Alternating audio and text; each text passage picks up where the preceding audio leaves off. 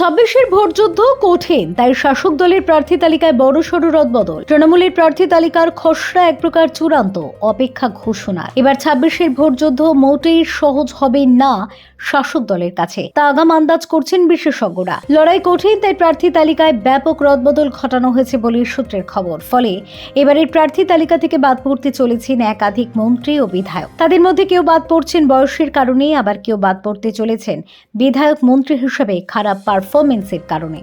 আবার কারো ভাগ্য এখনো দোদুল্যমান। সূত্রের খবর অনুযায়ী বয়সের কারণে যেমন বজবজের অশোক দেব এবং মহেশতলার দুলাল দাস বাদ পড়তে চলেছেন, তেমনি এবারে বাদ পড়তে চলেছেন তৃণমূলের একদা ডাকসাইটে নেতা মদন মিত্র। তাকে অবশ্য খারাপ পারফরমেন্সের ভিত্তিতেই দল বাদ দিতে চলেছে। অন্যদিকে এবার বালিগঞ্জ কেন্দ্রে মন্ত্রী বাবুল সুপ্রিয়কে আর হয়তো দেখা যাবে না। ওই কেন্দ্রে এবার নতুন মুখ ভোট পেতে পারেন, এমনটাই বিশ্বস্ত সূত্রে খবর। জানা গিয়েছে মহেশতলায় বাবার মেয়ে রত্না চ্যাটার্জি, আর রত্না চ্যাটার্জির কেন্দ্র বেহালা পূর্বে ফের ফিরিয়ে আনা হতে পারে প্রাক্তন মেয়র মন্ত্রী শোভন চট্টোপাধ্যায়কে। তবে বেহালা পশ্চিমে এবার নতুন মুখ আনা হচ্ছে বলেই দলীয় সূত্রে খবর। ফেরো রিপোর্ট, দৈনিক বাংলা।